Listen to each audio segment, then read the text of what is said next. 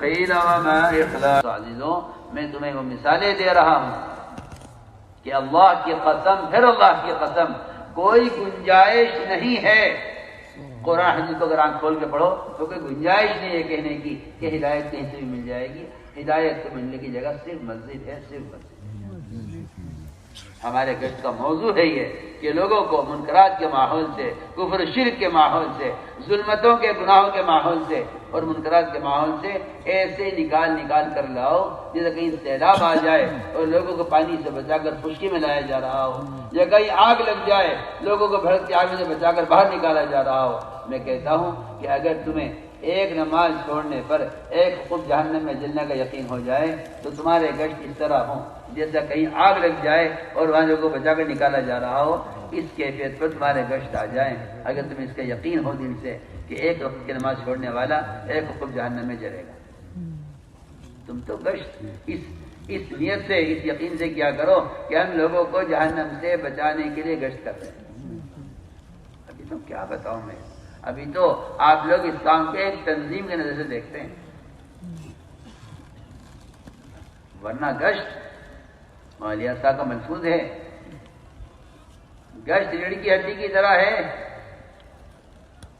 گشت کیا ہے؟ پڑھے ملفوظات مالیہ صاحب کے. گشت کیسا ہے؟ ریڑھ کی ہڈی کی طرح. کیا ریڑھ کی ہڈی؟ کیوں کہا ریڑھ کی ہڈی؟ آپ جانتے ہیں بڑے سے بڑا پہلوان اور بڑے سے بڑا طاقتور آدمی ہو، ریڑھ کی ہڈی کا ایک مہرا سرک جائے، ریڑھ کی ہڈی کی ایک مہرا سرک جائے، ایک جوڑ ہل جائے، بتائیے کیا حال ہوتا ہے. نہ پیشاب کر سکتا اٹھ کر، نہ پخانہ کر سکتا، بستر پر پڑا رہے گا. پیشاب پخانہ بستر پر کرتے ہیں وہ لوگ جن کی ریڑھ کی ہڈی میں فرق آ جاتا ہے. ان کا نہ پیر اٹھتا ہے، نہ ہاتھ اٹھتا ہے، نہ سر اٹھتا ہے، کچھ نہیں ہے، حرکت ہی نہیں کر سکتے. آپ جانتے ہیں جتنے اعضاء ہیں ان سب اعضاء کی حرکت صرف ریڑھ کی ہڈی کے صحیح ہونے پر موقوف ہے. میں سب صاحب کہہ رہا ہوں کہ جتنے دین کے شعبے ہیں ان سارے شعبوں کی حیات اور ان سارے شعبوں کی نقل و حرکت اور ان سارے شعبوں کی آبادی وہ اس گشت پر موقوف ہے کہ تم علم کے لیے تیار کرو گے، مدارس میں جائے گا، علماء کی خدمت میں جائے گا، تم گشت سے ترغیب دو گے، نماز کے لیے آئے گا.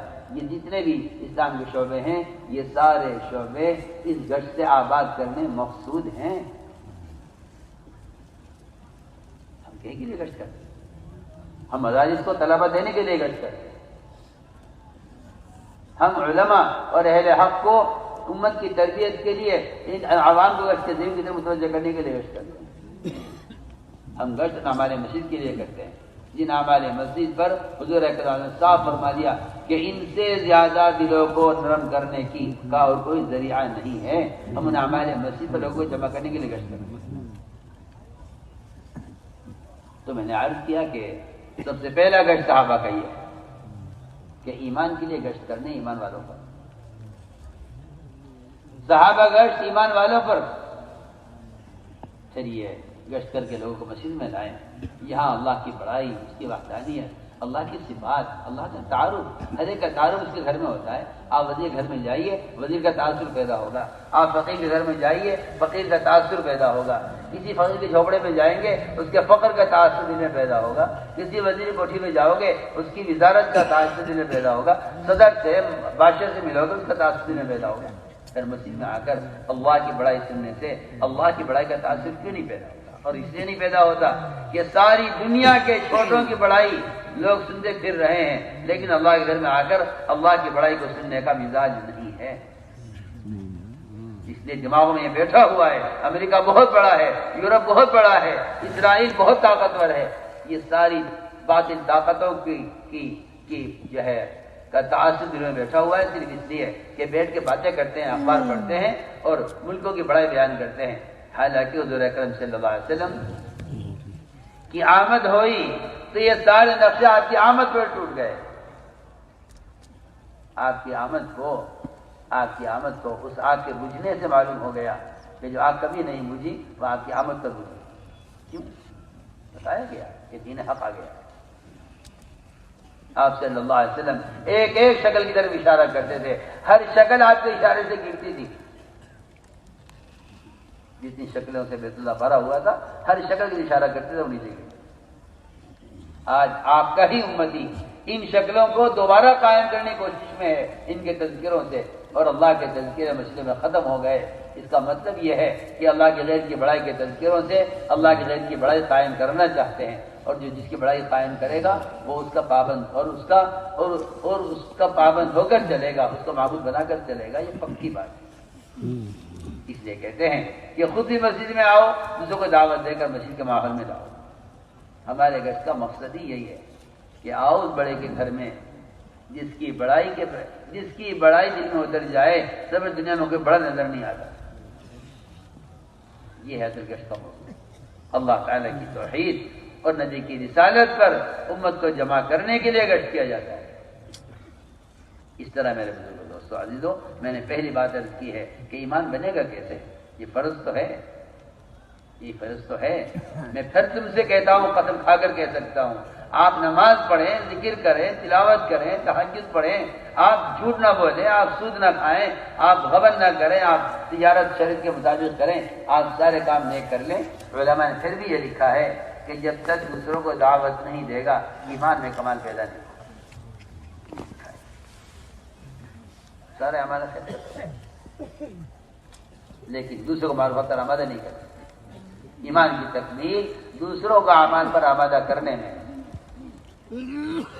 اس طرح ہمیں روزانہ، دیکھو تو صحیح، تم دکان کے لیے وقت نکال رہے ہیں، 8 گھنٹے، 10 گھنٹے، 12 گھنٹے، 15 گھنٹے بیٹھے دکان پر، فرماتے تھے اتنا ہی وقت اگر مسجد کو نہیں دے گا تو دکان کا یقین غالب آئے گا، عمل کا وقت مغلوب رہے گا، عمل کا یقین مغلوب رہے گا۔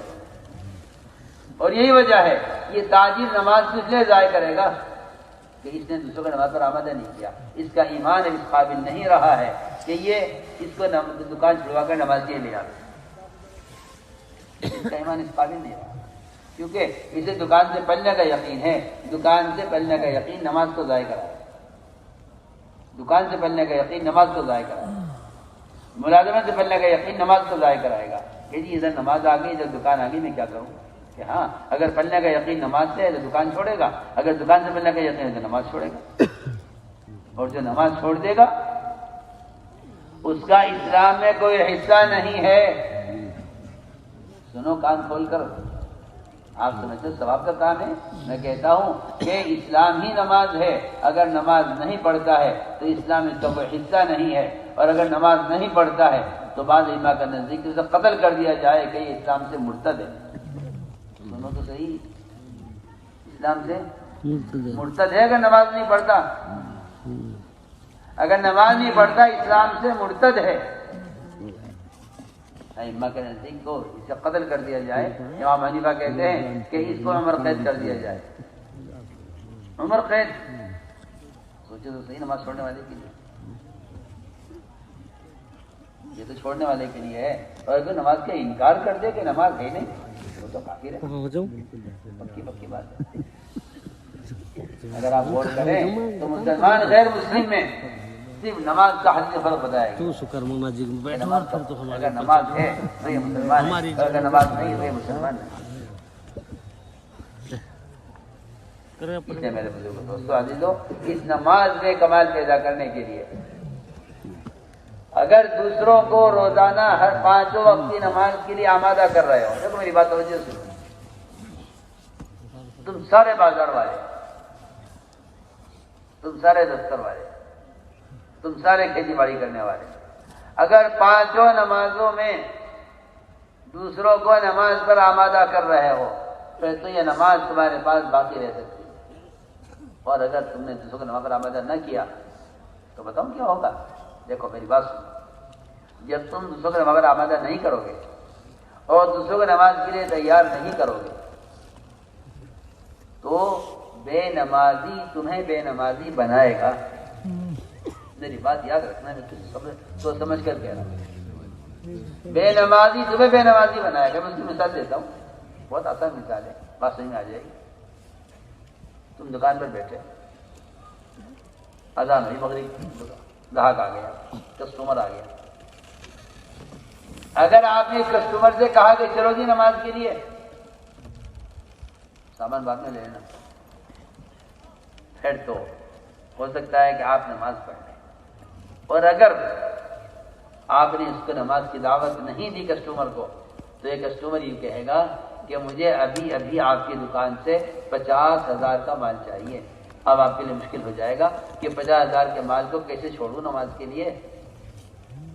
اب یہ کہے گا نماز جماعت پڑھنی سنتی تو ہے، کوئی فرض تو ہے نہیں، اور قضا ہو نہیں رہی ہے۔ یہاں تو نماز اول وقت ہوتی ہے عصر کی، ہاں 4:30 بجے وقت ہو رہا ہے، یہاں تو 5:45 نماز ہوتی ہے، اور غروب تو کہیں 6 بجے کے بعد ہوگا، جا کے 5 بجے کے بعد پڑھ لیں گے بعد۔ یہ کہا حضرت فرماتے تھے کہ جماعت کی نماز صرف سنت نہیں ہے، جماعت کی نماز صبح سے لے کے شام تک 5 مرتبہ یہ بتانے کے لیے ہے کہ میں مسلمان ہوں، مشرک بھی نہیں ہوں، منافق بھی نہیں ہوں۔ 5 مرتبہ اس بات کا اعلان کرو اپنے عمل سے کہ مسجد میں جا رہا ہوں، نہ میں مشرک ہوں نہ میں منافق ہوں، اس لیے کہ منافق اور مشرک یہ دو نماز کے نہیں آیا کرتے تھے، باقی مسلمان نماز کے لیے جمع ہو جاتے تھے۔ مسلمان غیر مسلم میں فرق کرنے کے لیے جماعت کی نماز ہے۔ میری بات سمجھ آ رہی نہیں آ رہی؟ آپ کو تو یہ سکھایا گیا ہے نا کہ سنت ہے، فرض نہیں ہے۔